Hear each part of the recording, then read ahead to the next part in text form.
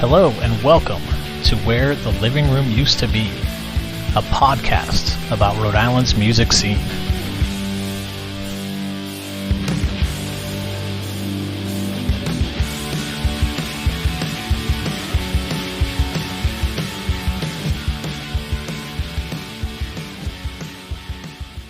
Hey everyone, it's James. On this mini episode, Ben Shaw shares his thoughts about practice routines, as well as building confidence, trusting your taste, and persevering as a musician.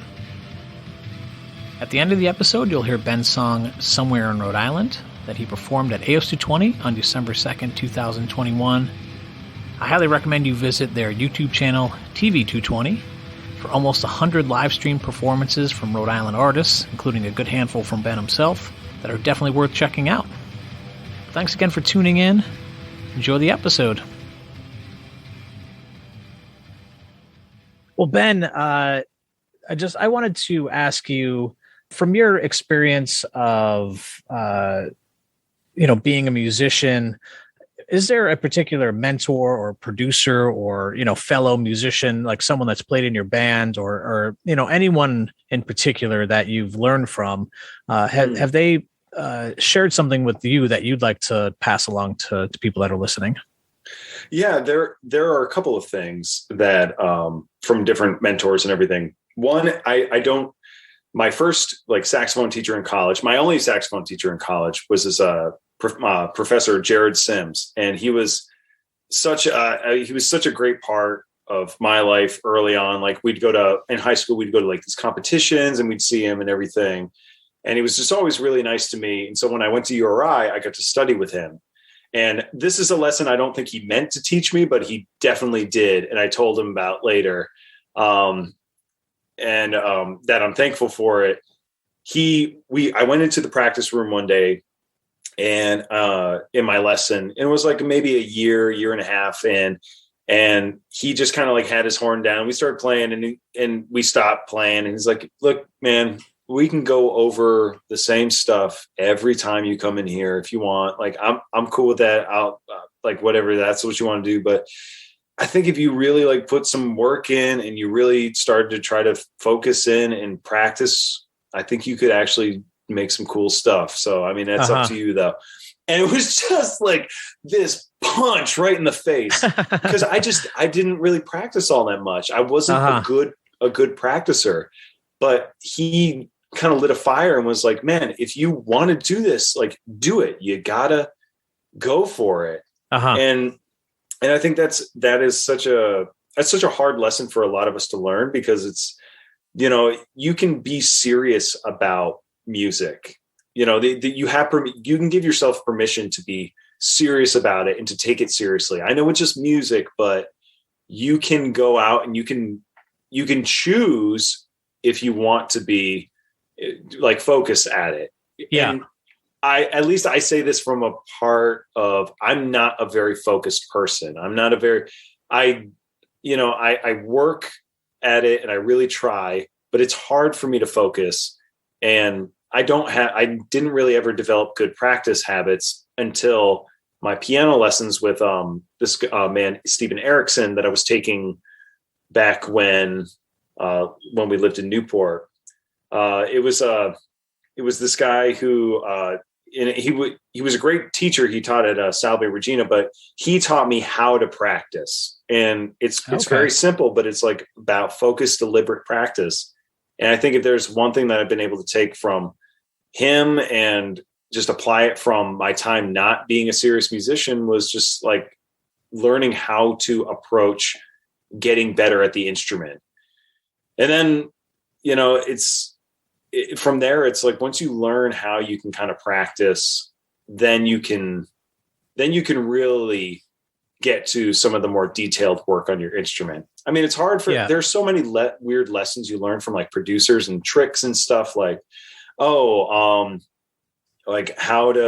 to play to a certain break or something, or how to play quieter, how to play into the mic, or, performance things that you learn. But it's hard to really ever pick one, because there's so many things that make up how you how you play. It's like being confident on stage. You know, I don't know whoever taught me this, but it was really hard to kind of develop confidence on stage.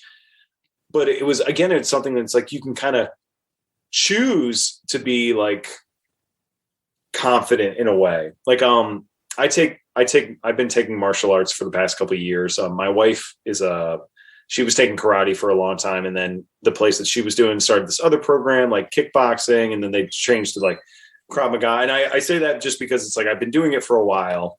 And part of that was, I remember coming out of that once, and I was very confident in what I was doing because I had been working at it.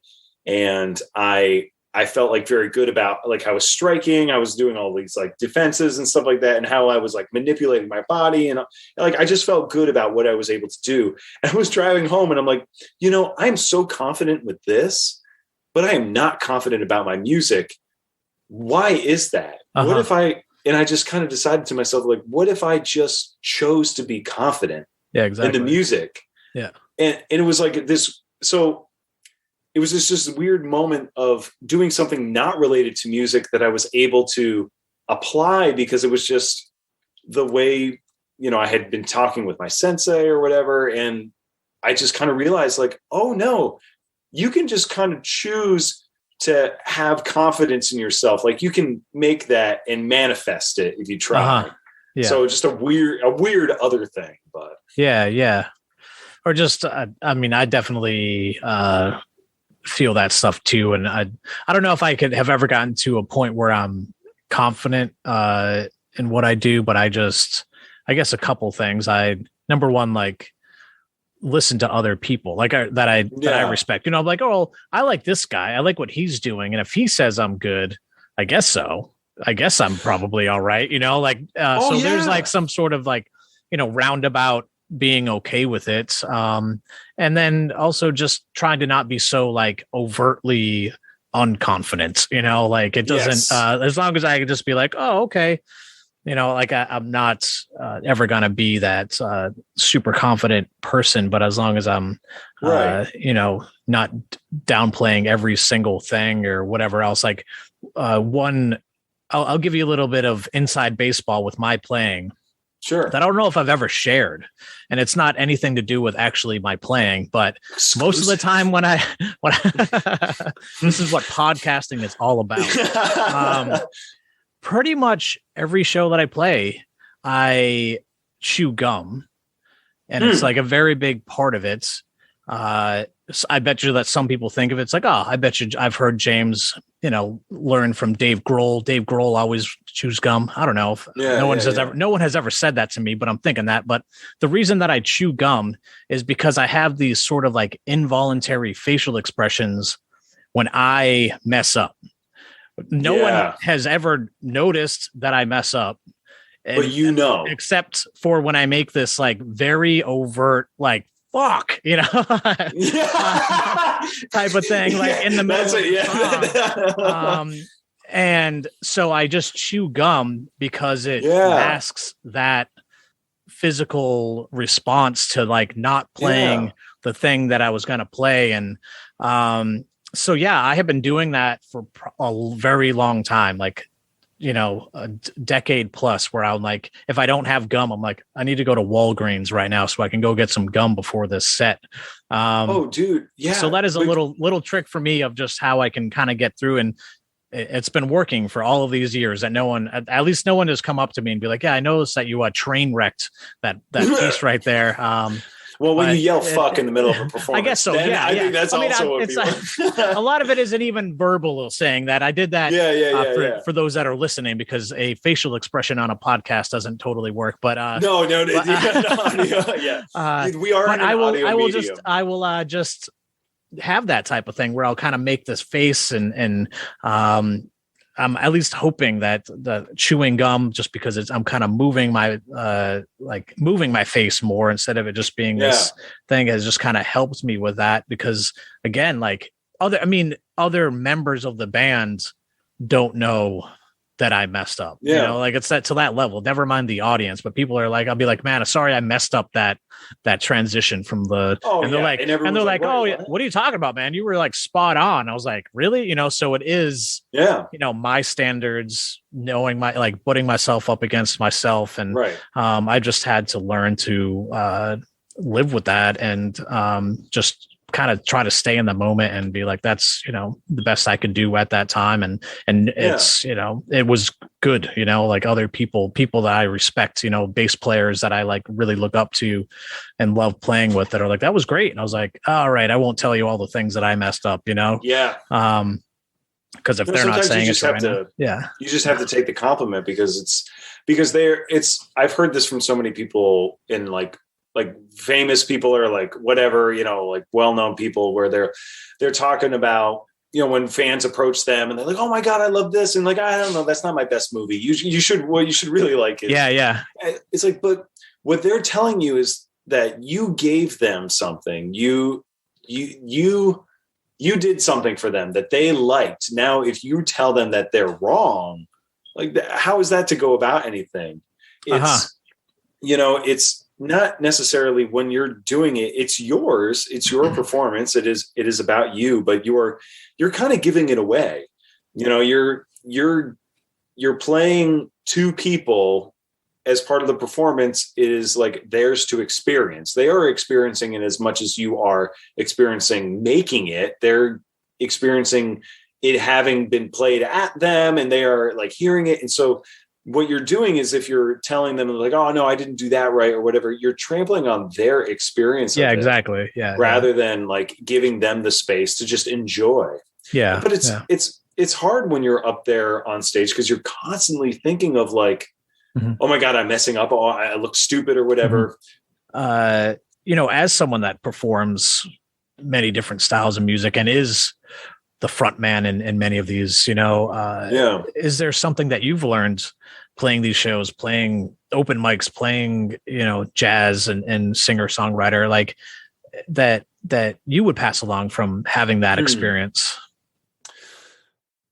I mean, it's funny. There was a buddy of mine once in terms of like being the front man. I was having trouble. This was in the Milk Bread days and we were kind of like more of a party band. So it was like, you had to kind of hype people up. And some days I just didn't feel like it. Like we would play to crowds of like nobody and you're like, I don't really want to play. And Paul, who was the guy playing drums at the time, we were talking about it. I'm like, yeah, it's like, no, when you're up there, you're the boss, like be the boss. Like, like, and I was like, oh, that's good. And so I took that. It was so funny though. Years later, I told him that and how much it helped me. He's like, yeah, I don't like that piece of advice anymore. I don't believe that. I'm like, no, you can't, you gave that to. But when it comes to playing all of the different stuff, I think what you have to do is you have to be trusting in what you're doing, in your own taste. There's a really good way of, I think it was like, I remember listening to Ira Glass talk about this once, and it's like the problem is when we approach anything with, you know, that we like and we want to be a part of it, we approach it, we want to make stuff that sounds a certain way because we have good taste. It's like, I want to make stuff that sounds like Tom Waits. Like I believe that's good taste. So I want to make stuff like that. But when it doesn't get to sound like that, then we put ourselves down because it's not getting close to what it is. Our abilities don't match our taste. But at a certain point, if you keep working on your abilities, you'll reach a point where you're like, it matches up with as good taste as you have. And so I would say just the thing that I always try to do is just have faith in my ears and just do it. I think it's really easy to give up on stuff because it's hard. Like writing music is hard. Yeah. And I'm specifically from writing music, because performing is like a whole different thing. You have to, the way that you feel confident about that is the same way with writing, is to just get up and try and work on it. The best thing that you can do for yourself as a musician is to make a little bit of music every day. That's it. And I think that is the best way to look at it, is that if you're worried about your abilities now, just do a little bit tomorrow. just do a little bit today. Just do a little bit. Write a little bit of something. Write a little word, a little phrase. Just entice yourself. Get in the room, set up a practice time for yourself and just get to there and try it. And let yourself fail and be okay with that, because you're going to fail a lot. I mean, I've written I've written a bunch of songs that I really like, but I've written tons of notes and half-finished songs. And I mean, hundreds upon hundreds of half-finished, half-baked, really bad songs and ideas and poems and notes and stuff. But it's just because I keep doing it every day, just a little bit. And sometimes you're not going to get to it. Like my saxophone, because we actually moved recently. We moved to Warwick from Newport. This podcast comes at an interesting transition time for me, James. But so we're in a completely different place now. But so I haven't really been able to play all that much. My saxophone, I haven't been able to write much, and I can just feel that I'm like kind of getting like, oh, what am I going to do? Yeah. Because it's just such a part of me to just keep making it. And I think if you just get to the point where you're just trying a little bit every day, your ability is going to catch up eventually. If you're doing it in a focused, diligent way of really putting your mind to it, being serious about like playing your scale for this 5 minutes, even if it's a little bit every day, you just put in the time and it compounds, and you'll eventually get to the part where you're going to have that ability, and then you're going to be listening and you're going to figure out something and it's going to work for you. And that's all it is. It's music. When you're doing anything, especially going across genres, it's just snowballing. Just follow your taste, follow your instinct, follow your ears. Mm-hmm. And the way you get bigger ears is you just listen more and you keep an open mind. Yeah. And the other thing before we move on that I feel like it's important to tell people is like, because I'm a musician with a day job. I've had a day job for ever since I got the Monday after I graduated on a Friday. The Monday I started working full time cutting grass. But the thing about that is that it kind of affords me is like I'm living a life separate from music, which in a way I think has kind of helped me because it's fed into my other experiences of, longing to do different things or seeing things in a different way, meeting different people. I think it's so important that if you really want to be a good musician and you want to make great music that is effective and speaks to people, you have to be with people. You have to live a life. You have to experience everything. Not all of music can be found in a practice room playing scales. It's just not going to happen. Yeah. So yeah, put in a little bit of time, really give yourself over to that effort, learn how to practice and live a life, It doesn't all have to be about that. Yeah. No, it's actually, a great transition to the last question for this segment is what inspires you? I think what inspires me most is just I'm trying to create things that I want to hear, that I already hear, but I want them to be out loud now. If that's like a weird way to put it, but what keeps me going is I'll be walking somewhere and I'll see something a certain way, or I'll listen to a song for the first time. I'll get something and all of a sudden my interest is picked and I'm like, I just snap into it. It just could be anything. And it's just that complete compulsion to just keep making stuff and to keep trying and to explore and to be a part of it. It's just, there's some trigger that happens.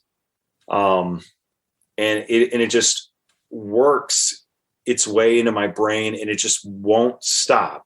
So it's not that it's like, sometimes I'm not even inspired. I'm just like so compelled by some other force that's just like, go, go, go, that I just need to be a part of it. I need to do it because it's in there. It's like writing or, playing. It's just like, I just want to do it. And I'll just think about it, and I'll just keep mulling it over in my mind until I finally like, okay, let's just do it.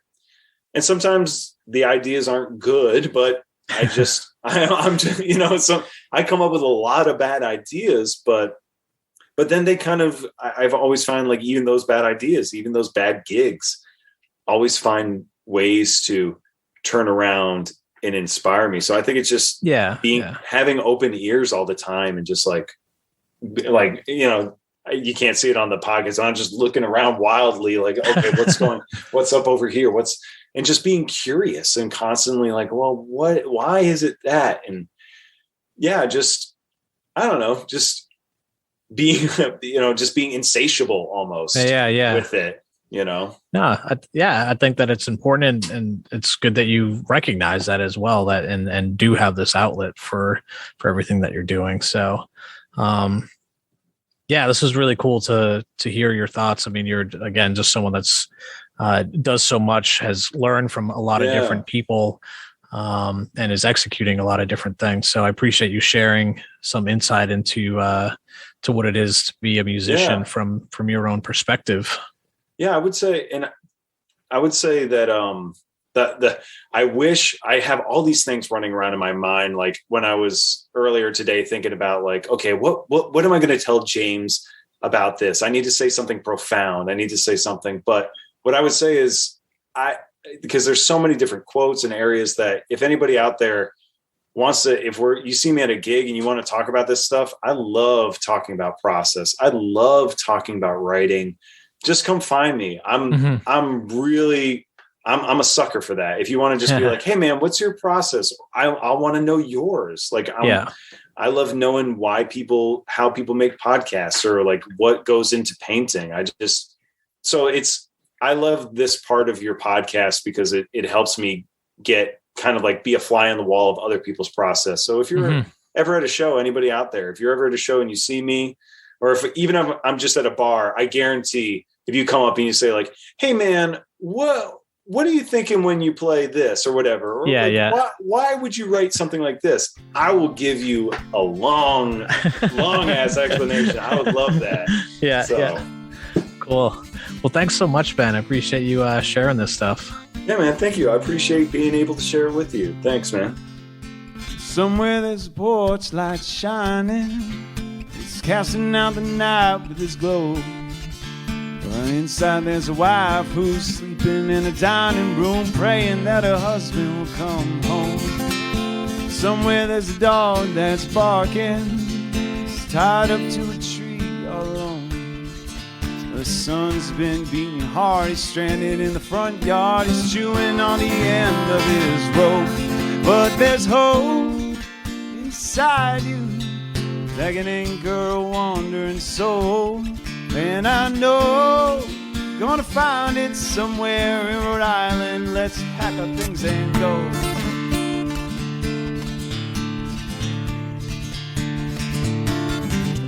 Well, somewhere there's a boat that's rusting.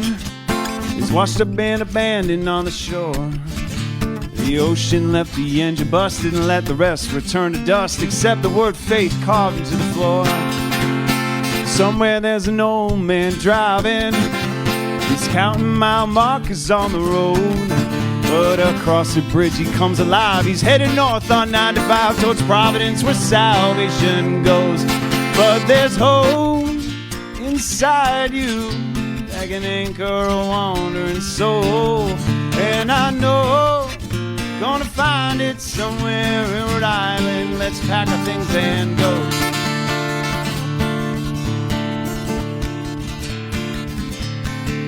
Yeah, it's hard to believe that a place like that exists. Who could resist the urge to leave for it? I know that we've been hurt before. We're nervous to walk out the door, but in my heart is hope. Somewhere there's a town that's waiting, with everything we'd ever want and more. Oh, we'll find it made for you and I, perhaps with fate or lucky timing. Whatever it is, I know you can't ignore that there's home inside you, like an anchor or wandering soul. And I know we're gonna find it somewhere in Rhode Island. Gonna find it in Rhode Island. Let's pack our things and go. Thank you.